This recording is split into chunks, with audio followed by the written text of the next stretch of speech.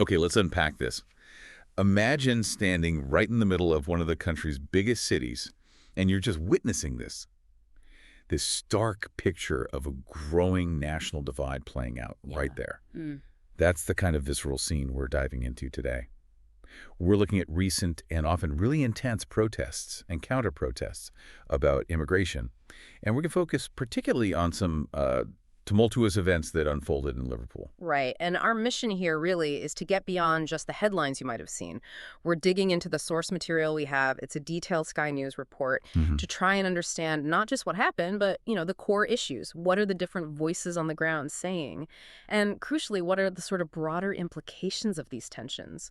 Because they seem to be escalating. Yeah. And it's a real challenge, as this report makes clear, to even find common ground when opinions are just so sharply divided.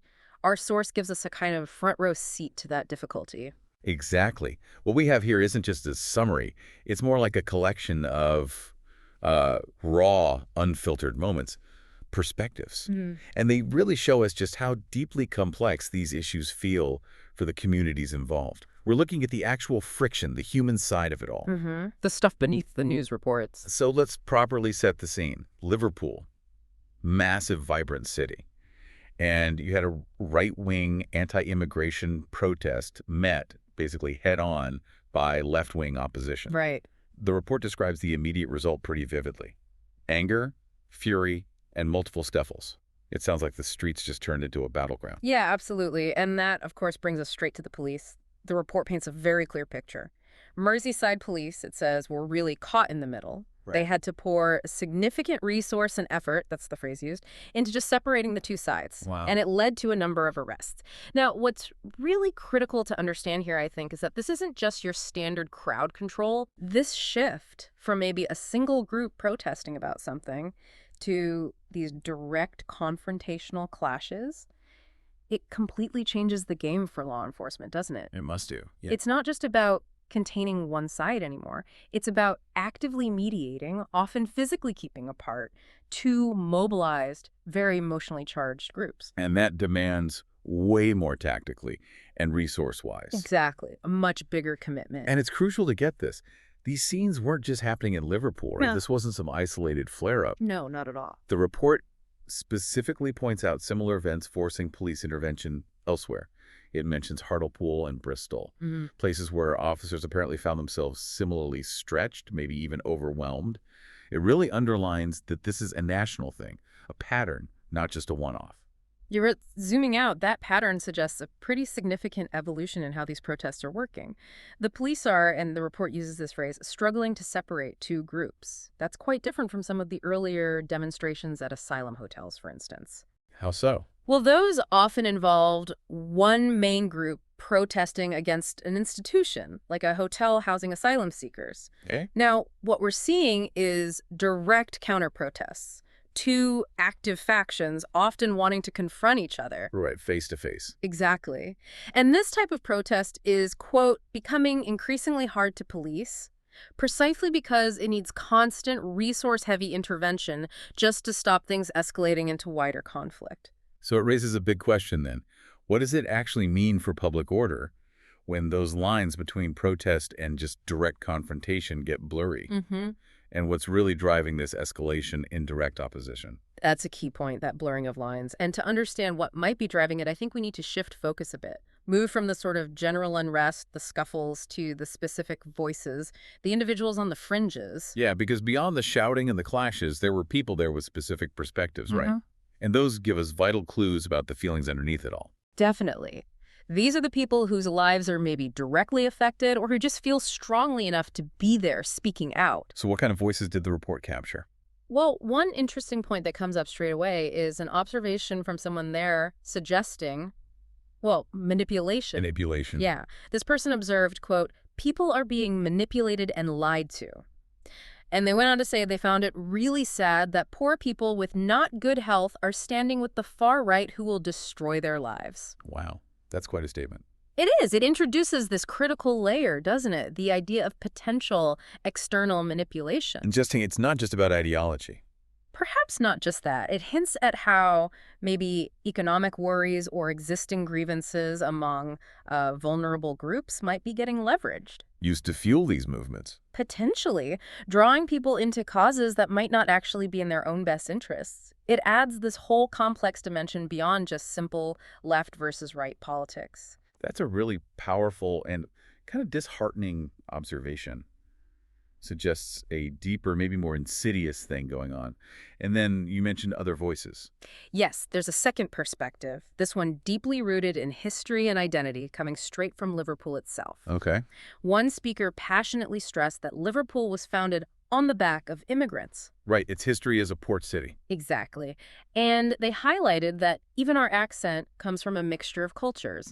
This person then said, quote, "We shout Scouts, not English, because we've been oppressed by this government for so long, and now you're siding with it makes no sense to me." So tying current events back to a long history of feeling separate or oppressed. Precisely. It brings up this question.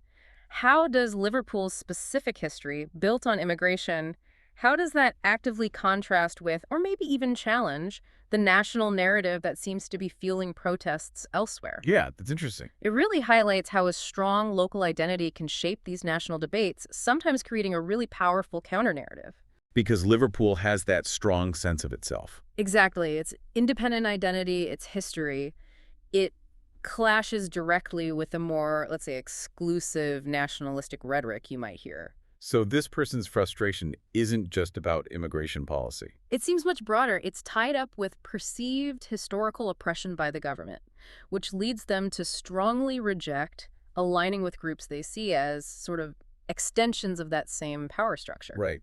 It shows how past grievances and unique local identities really complicate things. They often intensify the current political stances, yeah. Makes the local context incredibly rich, doesn't it? Definitely. Okay, and then you said there was a third perspective, a more direct debate. Yes, the report captures a really direct exchange, which starkly shows the polarization. One person states quite clearly, "I am for immigration, legal immigration, not dingies that are burning." Okay, drawing a line there. Legal versus illegal. Right. But this immediately prompted a swift counterargument. Another person jumped in, saying, "But when the legal avenues are shut and the world's on fire." So challenging the premise of legal avenues being readily available. Exactly. And then it gets quite heated. The second person continues, No, listen, mate, I'm not arguing with you here. I'm not arguing with you, mates. I'm happy to have a debate." Despite saying they're not arguing. Right.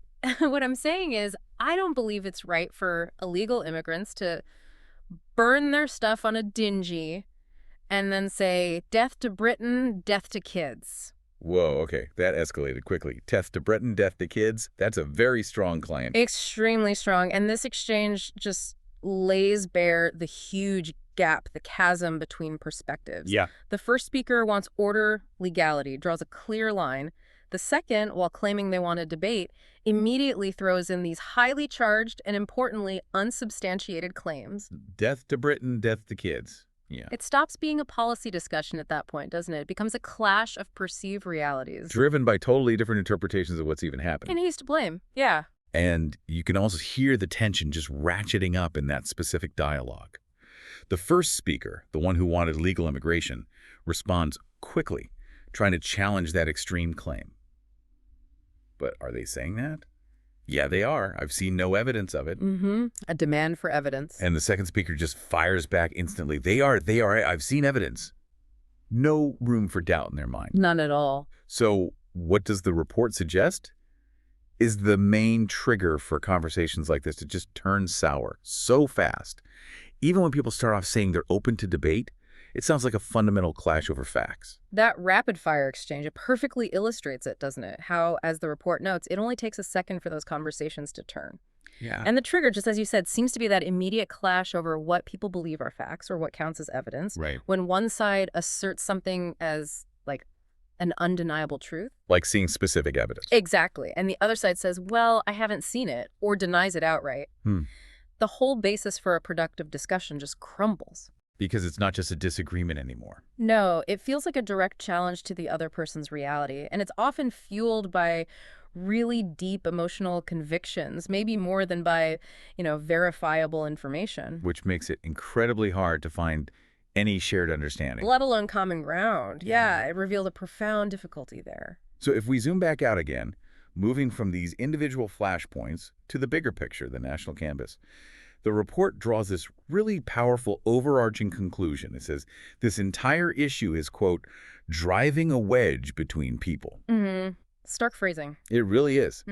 But based on your analysis of the report, what specific things, maybe beyond just the visible scuffles, really show this widening chasm? What illustrates that wedge? Well, beyond the physical stuff, the report really shines a light on the wedge through this sheer inability to have meaningful dialogue, like we just discussed. Talking past each other. Exactly. It's the immediate jump to sometimes unsubstantiated claims. It's dismissing counter-arguments out of hand. It's that deep emotional investment in your own narrative. And the fact that the report mentions more protest and counter-protest planned. Right, suggesting this isn't over. Not by a long shot. It strongly suggests these tensions aren't just going to fade away. If anything, they seem likely to continue, maybe even escalate. Further entrenching the different sides. Making any kind of societal consensus even harder to reach. And you see the symptoms of this deeper fracturing in the constant need for police intervention, like in Liverpool, Hartlepool, Bristol. It's a sign of that breakdown. It seems to be, yeah. And that brings us to the report's really stark bottom line. It's looking increasingly hard to find a middle ground. So what does that actually mean for a society? When reaching that middle ground, that space where you can maybe compromise or even just understand each other, when that becomes almost impossible, what are the practical effects beyond just the protests? Well, when it becomes increasingly hard to find a middle ground, it suggests we're not just disagreeing on policy details anymore. It's more fundamental. It feels like fundamental principles, perceived truths, are clashing head-on. And the practical ramifications of that are pretty significant. It strains social cohesion, obviously. It makes governing incredibly challenging. Yeah, how can you make policy everyone accepts? Exactly. And it can lead to a breakdown in just basic civic trust. When people can't even agree on basic facts, or when their identities get so wrapped up in their viewpoints, finding any kind of resolution becomes incredibly difficult. So society gets stuck. It risks getting stuck in this constant state of polarization. Yeah. Where progress on genuinely complex issues just stalls because the focus shifts from actually solving problems to just defending these entrenched positions. Okay, so just to recap our deep dive today then. Yeah. We've seen these escalating tensions playing out really vividly in cities like Liverpool. Anger, scuffles, the immediate result. We've heard about the huge challenge this poses for policing, right? As they struggle to separate groups that are increasingly dug in, confrontational, demanding more and more resources. Yeah, a huge strain, yeah. And we've listened to some of those deeply personal and often conflicting stories from people on the ground. From accusations of manipulation, maybe targeting vulnerable people, to these proud declarations of local identity, like in Liverpool. Yeah, the historical contest. And those really heated disputes over immigration itself, where even basic facts seemed completely contested. That clash over reality. Yeah. And the absolute key takeaway from the source material we looked at is that phrase, this issue is actively driving a wedge between people. This isn't just, a standard political debate. It feels like a profound societal division.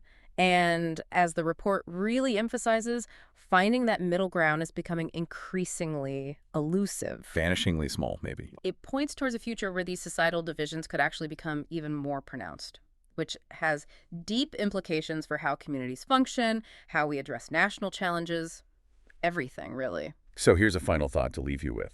If it really is increasingly hard to find a middle ground on complex issues like this, what does that imply for how we, just as individuals and maybe as a whole society, even approach trying to understand or engage with people who hold fundamentally different views?